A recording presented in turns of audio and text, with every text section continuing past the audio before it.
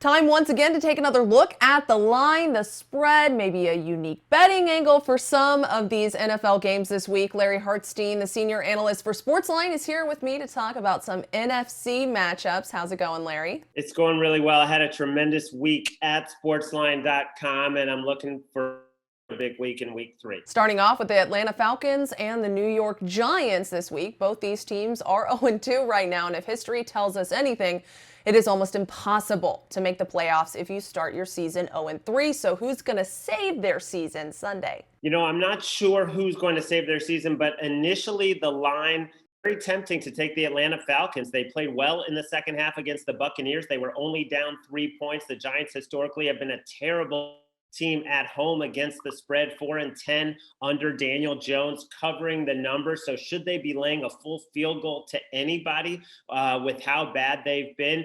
And I actually think this is a good spot for them. First of all, they're retiring Eli Manning's number at halftime. That's going to provide a little bit of an emotional lift. And Daniel Jones played mistake-free. There were no turnovers in Washington. They should have won the game. And Matt Ryan, even though he did lead the team back, he's a statue. At this point in his career, he is so immobile. He can't move. Daniel Jones, on the other hand, we see how dynamic he can be running the ball and throwing the ball if he can just avoid the turnovers, which he did last week. And I just think with everything that went on this week, with Kenny Golladay getting upset and there being talk about, are there issues with the offensive coordinator? I think they get it together for this week. I think Golladay has a huge game, and I will take the Giants and believe that the Falcons will make those key mistakes like they did last week in Tampa. Up next, the Washington football team is 1-1 right now, using a backup quarterback. They travel to meet the Buffalo Bills this week.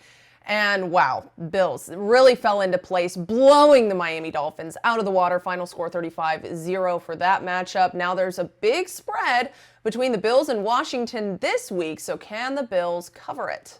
Yeah, the initial reaction is everything is back to normal and back to what we expected with the Bills with that 35-0 shellacking of Miami. But if you look a little deeper, it wasn't that dominant of a performance. And Josh Allen is not the same quarterback, at least so far this year, only completing 56% of his passes. You look at all the advanced metrics, and he's really been a bottom 10 quarterbacks so far this season. Now, Washington has not looked great. They probably should be 0-2, but this is such a huge number. And Taylor Heineke, that kid is really legit. I think he is a legitimate starter in this league, 34 of 46 for almost 350 yards. And there's something about him. The players believe in him. So yes, I think Buffalo wins. Yes, Buffalo might get up 10 or 14 points, but I think the back door will be open. So I'm going to lean towards taking the point. And finally, an interesting game Monday night to wrap up week 3, the Philadelphia Eagles and Dallas Cowboys. They're both 1-1 right now.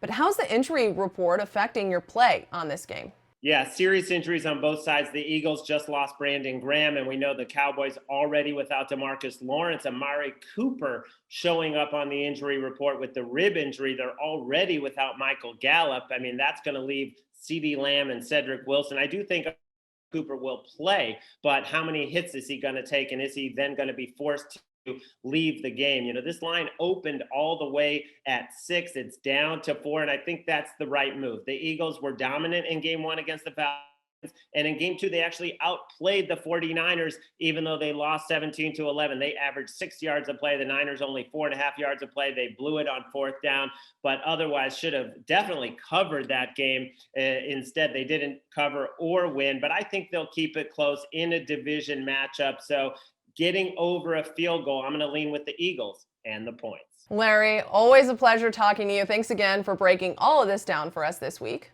Anytime, Katie. For even more sports betting news, make sure you head over to SportsLine. I'm Katie Johnston for CBS Local Sports.